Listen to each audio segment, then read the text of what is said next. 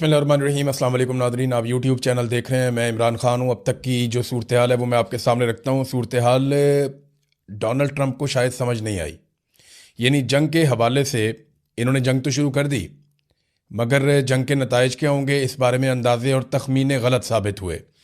White house और Donald Trump administration के अंदाजे बिल्कुल ही गलत साबित हो गए हैं। कुछ रिपोर्ट्स के मुताबिक इसराइली इदारों ने या इसराइल की जानिब से यकीन दिलाया गया था अमेरिका को कि ख़मेनी के बाद ईरानी घुटने टेक देंगे और उसके बाद हम रजीम चेंज कर सकेंगे, सूरत हाल बड़ी कंट्रोल में आ जाएगी। लेकिन ऐसा हुआ नहीं, बल्कि मामला उसके बरक्स हो गया। ईरान ने उसके बाद ज़्यादा बुरी तरह अटैक शुरू कर दिए और बहुत बड़े पैमाने पर किए। मैं आपको बताता हूँ कि आगे क्या हुआ। अमेरिका का बहुत बड़ा जंगी नुकसान हो गया है और ये अमरीकी तारीख के अंदर बदतरीन टाइम चल रहा है। अगर आप ये देखें, ताकत का मुवाजना करें तो इस नुक्ता नज़र से अमेरिका कोई रशिया के साथ या चाइना के साथ नहीं लड़ रहा या कोई बहुत बड़ी ताकत के साथ नहीं लड़ रहा, ना उसकी लड़ाई इस वक्त कोरिया के साथ है। अमेरिका लड़ रहा है ईरान के साथ, जिसके पास अपनी कोई एयरफोर्स भी नहीं है। लेकिन जो नताइज हैं वो बहुत भयानक है। अमेरिका के अंदर भी एहतजाज शुरू हो गया है ईरान के ऊपर हमला करने की वजह से। तो अलग अलग तरह के लोग हैं। अमेरिका में डेमोक्रेसी है, वहाँ पे आप एहतजाज कर सकते हैं, अमेरिका के हक़ में भी, अमेरिका के ख़िलाफ़ भी। तो वो पाकिस्तान जैसी सूरत हाल वहाँ पे नहीं है, तो वहाँ पे भी इस वक्त एहतजाज हो रहा है। आयतुल्लाह ख़मीनी की एक हिकमत अमली जो है उनकी शहादत से पहले वो बड़ी काम आई ईरान के। उन्होंने ये हुक्म दिया था कि तमाम जो अहम लोग हैं वो अपने चार चार जानशीन मुकर्रर करें और वो ये बताएं कि मेरे बाद अगर कुछ हो गया तो ये ज़िम्मेदार है, इन्हें कुछ हो गया तो फिर फ़लाँ ज़िम्मेदार है, और अगर उन्हें कुछ हो गया तो फिर फ़लाँ ज़िम्मेदार है।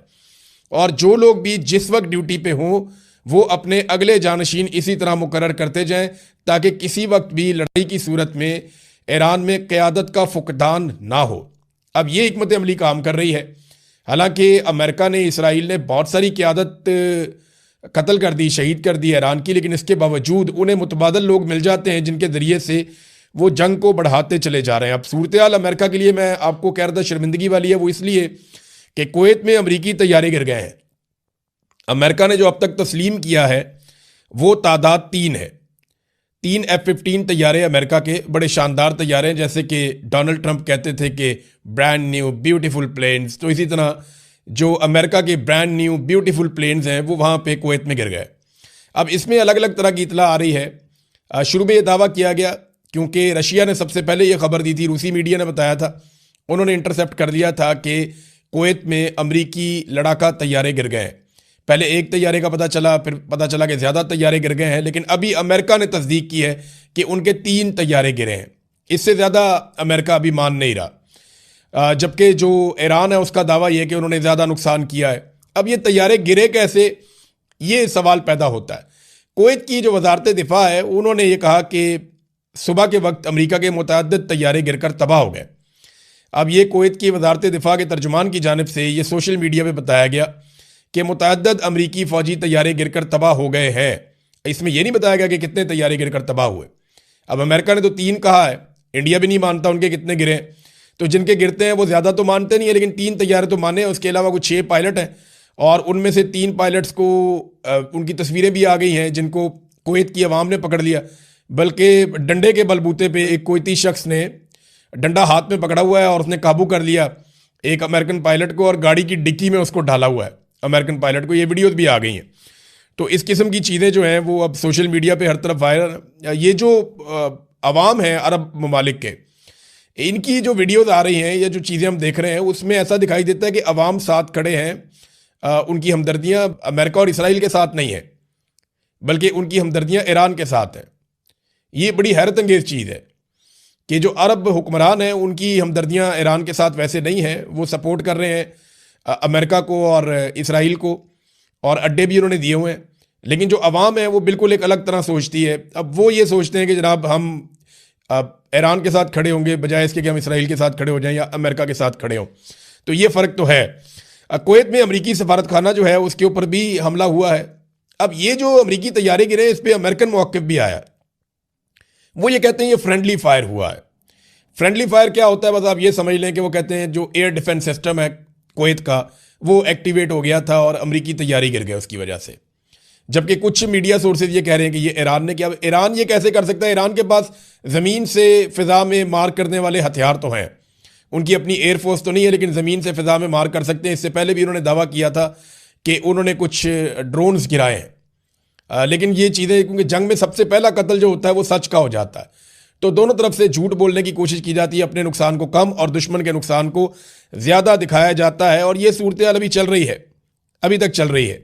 नाज़रीन, मैंने जैसा कि कहा कि अमेरिका के अंदाजे गलत साबित हो गए, उसका एक वाज़ेह सबूत यह है कि अमेरिका से कोई मुज़ाकरात नहीं होंगे, ये ईरान ने कह दिया है। देखिए, ईरान के ऊपर बड़े खौफनाक हमले हो रहे हैं। जो मुख्तलिफ आलमी इदारों की रिपोर्टें हैं या जो मीडिया रिपोर्ट्स हैं या दिफाई तज्ज़ियाकार जो चीज़ें बता रहे हैं डाटा इकट्ठा करके, उनका ये कहना है कि 200 के करीब जंगी जहाज़ों ने ईरान के ऊपर हमला किया और उनकी अपनी कोई ऐसी एयरफोर्स है नहीं। अब ईरान के ऊपर 200 के करीब जंगी जहाज़ों ने हमला किया, इसराइल के और अमेरिका के, और ये हथियारों से लैस थे। 31 सूबों में से 24 सूबों के ऊपर अटैक किया गया और लगभग 1000 मकामात पे अटैक किया, 1000 हमले किए गए और बहुत बड़े हमले किए गए। इनमें सिविलियन कैजुअलिटीज़ बहुत बड़ी तादाद में हुई हैं। ईरान में बहुत सारे लोग शहीद हुए हैं, बहुत सारे लोग ज़ख्मी हुए हैं, लेकिन आलमी मीडिया वैसे रिपोर्ट नहीं कर रहा। लेकिन जो ईरान की जवाबी कार्रवाई है वो हर तरफ रिपोर्ट हो रही है। अब ऐसे में जब ईरान के ऊपर इतने शदीद और ताबड़तोड़ हमले हो रहे हैं और दुनिया के बाकी ममालिक भी इसके अंदर शामिल होना चाहते हैं, जर्मनी, फ्रांस और बरतानिया के भी बयानात आ चुके हैं, खलीजी ममालिक इकट्ठे हो गए, उन्होंने कहा जी कि हम भी वापस ईरान के ऊपर अटैक करेंगे क्योंकि ईरान हमारे मुल्क के अंदर अमरीकी अड्डों को निशाना बना रहा है। तो ऐसी सूरत हाल में ईरान को मुज़ाकरात की तरफ जाना चाहिए था, लेकिन अंदाजे गलत साबित हो गए। ईरान ने मुज़ाकरात की पेशकश ही मुस्तरद कर दी। यानी डोनाल्ड ट्रंप मुज़ाकरात की तरफ जाना चाहते हैं, ईरान अब मुज़ाकरात की तरफ नहीं जाना चाहता। बल्कि ईरान की वजारत दिफा ने एक स्टेटमेंट जारी किया था जिसमें उन्होंने कहा कि अब ये फैसला हम करेंगे कि जंग कब ख़त्म होनी है, क्योंकि जंग का आगाज़ अमेरिका और इसराइल ने खुद किया था। और आयतुल्लाह ख़मीनी की शहादत के बाद ईरानियों के जज्बात अब किसी और लेवल पे हैं। अब ये ईरान की कौमी सलामती कौंसिल के सेक्रेटरी अली लारंजानी ने अमेरिका के साथ मुज़ाकरात की खबरों की सख्ती से तरदीद करते हुए कहा कि ईरान वाशिंगटन से कोई बातचीत नहीं करेगा। यानी ये अब एक तरफ डोनाल्ड ट्रंप कहते हैं जी बातचीत कर लेते हैं, आ जाओ जौहरी तनाज़े के ऊपर बैठ जाते हैं, हम बातचीत करते हैं, लेकिन वो कह रहे हैं जी हम बात नहीं करते। और देखें, अमेरिका की फ्रस्ट्रेशन बढ़ती जाएगी। मैंने आपको पहले दिन कहा था कि डोनाल्ड ट्रंप को ये सारा कुछ जल्दी रैपअप करना पड़ेगा, वो लंबी लड़ाई का मुतहम्मिल नहीं हो सकता। इससे खलीजी ममालिक का और अमेरिका के इत्तेहादियों का बहुत नुकसान होगा। नुकसान का मैं आपको थोड़ा सा बता देता हूँ कि पूरी दुनिया की जो स्टॉक मार्केट है उसमें भूचाल आ गया है। लोगों के अरबों डॉलर डूब गए हैं इस जंग की वजह से। तेल की कीमतें आलमी मंडी में लगातार बढ़ना शुरू हो गई हैं, 10% इजाफा हो गया है गुज़िश्ता 24 घंटों में तेल की कीमतों में, और मज़ीद 20 से 25% इजाफा हो सकता है। जो यूरोपियन गैस है उसकी कीमतों में 28% इजाफा हो गया 24 घंटे के अंदर। और वजह यह है कि गैस की सप्लाई जो खलीजी ममालिक है वहाँ से बंद हो गई है, और 3 जो बहरी जहाज़ हैं उनके ऊपर अटैक हुआ है आबनाए हरमज़ में। और इसके अलावा जो 150 के करीब टैंकर्स हैं जो ऑयल लेकर जाते हैं पानियों में, वो खलीजी पानियों के अंदर साहिलों के ऊपर वो लंगरअंदाज हैं, वो इंतज़ार कर रहे हैं कि हमें मौका मिले तो हम ट्रैवल करें, जबकि ईरान ने आबनाए हरमज़ को बंद किया हुआ है। अब ये सारी चीज़ें ना खलीजी ममालिक बर्दाश्त नहीं करेंगे और आलमी मंडी के अंदर भूचाल आएगा, कारोबार को बहुत नुकसान पहुंचेगा, और जो माली नुकसान है अमेरिका का, यूरोप का, वो बढ़ता जाएगा, हत्ता के खलीजी ममालिक का भी। ये आबनाए हरमज़ क्या है, ज़रा ये आप तस्वीर देखिए, आपको यहाँ समझ आ जाएगी। ये आपको समंदर नज़र आ रहा है, एक तो खुला पानी है और उसके साथ ये ईरान के और सऊदी अरब के बीच में एक बिल्कुल पतला पानी की एक लाइन है। ये इसका जो कॉर्नर है इसको आबनाए हरमज़ कहते हैं। यहाँ पे एक तरफ ये ओमान है और दूसरी तरफ ये ईरान है, और ये वो रास्ता है जो लगभग 35 मील चौड़ा है, बस इतना फासला यहाँ पे रह जाता है। इसको अगर बंद कर दें तो दुनिया की जो तेल की सप्लाई है उसका 20% ख़त्म हो जाता है। फिर गैस की सप्लाई इसके अलावा है वो भी ख़त्म हो जाती है। अब ये कौन कौन से मुल्क मुतासिर होते हैं इससे? इराक, ईरान, सऊदी अरब, बहरीन, कतर, कुवैत और यूएई। ये सारे ममालिक जो हैं इनकी जो पेट्रोलियम की तजारत है वो 90% इनकी रुक जाती है अगर आबनाए हरमज़ को बंद कर दिया जाए तो ईरान ने दबाव के तहत आबनाए हरमज़ को बंद कर दिया है और अब वो मिसाइल दाग रहे हैं बहुत तेज़ी से। आबनाए हरमज़ की बंदिश से एक दबाव पैदा हो रहा है, अगर ये लड़ाई मज़ीद बढ़ती है और मज़ीद जगहों पे इसके असरात चाहते हैं तो तेल की सप्लाई मज़ीद मुतासर होगी और दुनिया पूरी के ऊपर इफेक्ट आएगा। ईरान ने जदीद मिसाइल दागना शुरू कर दिए और ये जो अल-फतह मिसाइल है ये बहुत रफ्तार से जाते हैं। इससे पहले जो ईरान ने मिसाइल चलाए वो और तरह का स्टॉक था और अब वो अपने जदीद तरीन मिसाइल चला रहे हैं। हाइपरसोनिक मिसाइल हैं उनके पास, बैलिस्टिक मिसाइल हैं उनके पास, और ये बड़े खौफनाक मिसाइल हैं। इनकी तादाद मैंने आपको कल बताया कि अमेरिका और इसराइल का मानना है कि ये 2-3 हज़ार से लेके 5 हज़ार तक है। तो ये बहुत बड़ा ज़ख़ीरा है मिसाइलों का और ये किसी भी मुल्क को पूरी तरह तबाह करने की सलाहियत रखता है, या उनकी दिफाई सलाहियत को, या बहुत सारी उनकी बिल्डिंगों को, या माली नुक्ता नज़र से उनको बहुत बड़ा नुकसान पहुंचाने की सलाहियत रखता है। पूरे शहरों को ये मलियामेट कर सकता है, मिसाइलों का इतना बड़ा ज़ख़ीरा। तो ईरान जो है वो अभी इनको दाग रहा है। ईरान ने अब तक कहाँ कहाँ पे अटैक किया है, कितने मुल्क ऐसे हैं जिनकी फैसिलिटीज़ पे ईरान ने अटैक किया, ये बहुत अहम डाटा है। 11 ममालिक हैं जहाँ पे अमरीकी, फ्रांसीसी और बरतानवी एसेट्स को या मिलिट्री असासों को ईरान ने निशाना बनाया। इसराइल पे तो वैसे ही अटैक किया हुआ है। सऊदी अरब में, यूएई में, कतर में, कुवैत में, उर्दन में, इराक में, बहरीन में, ओमान में, शाम में, तराबलस यानी साइप्रस, यहाँ पे तराबलस जो है साइप्रस ये बरतानिया की जगह है, तो आप बरतानिया समझें इसको। तो यहाँ पे अभी तक ईरान ने लगातार अटैक किए।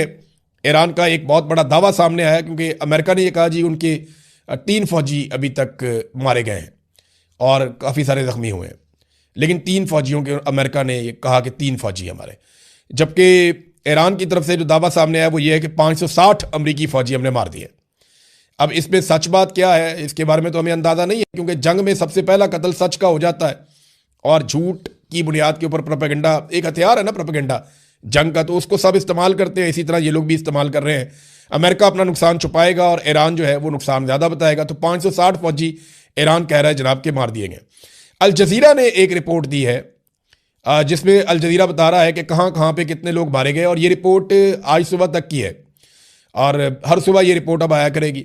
लबनान के अंदर, इराक के अंदर, ईरान के अंदर जहाँ पे जानी नुकसान हुआ है, 555 अफराद ईरान के अंदर सुबह तक जो है वो जाँ बहक हुए हैं। इनमें बच्चियाँ मासूम स्कूलों की थी। रज़ा पहलवी को देखे ईरानी क्यों तस्लीम करेंगे। मैं एक बात आपको बताता हूँ, रज़ा पहलवी वो ये चाहता है कि वो ईरान पे आकर हुकूमत करे, लेकिन ईरानी उसको तस्लीम नहीं करेंगे। ईरान की कौम किसी और तरफ निकल गई है, वो बहुत पीछे रह गया। रज़ा पहलवी ने जो ट्वीट किया, जो बयान दिया, उसने कहा कि 3 अमरीकी फौजियों की शहादत के ऊपर मेरा दिल खून के आंसू रो रहा है, ये रज़ा पहलवी ने कहा। अब इस पे तो ईरानी कौम खुश नहीं होगी, वो तो नफरत करेगी, क्योंकि वहां पे सैकड़ों बच्चे कत्ल हो गए हैं, मासूम बच्चे मारे जा रहे हैं ईरान में, सिविलियंस मारे जा रहे हैं, उनके ऊपर एक लफ्ज़ नहीं बोला। और दूसरी तरफ उसने ये स्टेटमेंट दिया है। तो रज़ा पहलवी को पूरा का पूरा जो अवामी नुक्ता नज़र से या ईरानी अवाम के ऊपर उसका भरोसा नहीं है। उसका भरोसा सिर्फ 2 जगहों पे है। एक उसको अमेरिका और इसराइल पे है कि ये मुझे इक़्तिदार दिलवा देंगे, ताकत दिलवा देंगे ईरान में।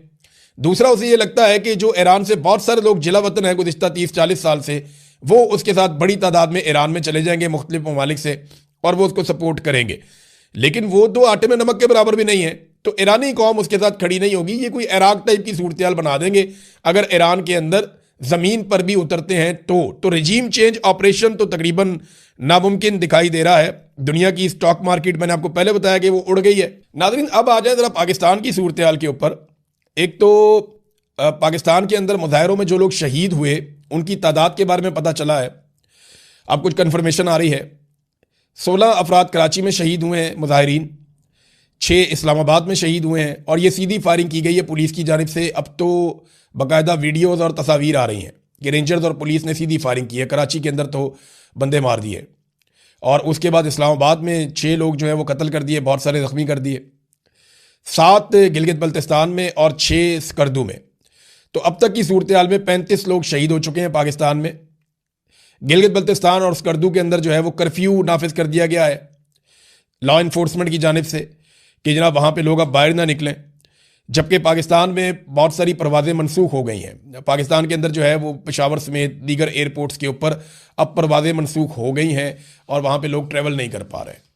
ये है नादरीन सूरत हाल, और इंटरनेशनल फ़्लाइट्स तो वैसे ही ख़त्म हो गई हैं इस पूरे रीजन के अंदर। पाकिस्तान की हुकूमत के लिए एक बहुत शर्मनाक सूरत हाल तब पैदा हो गई है जब सहाफ़ियों ने उनसे ये सवालात करने शुरू किए कि आप अमेरिका का नाम क्यों नहीं लेते।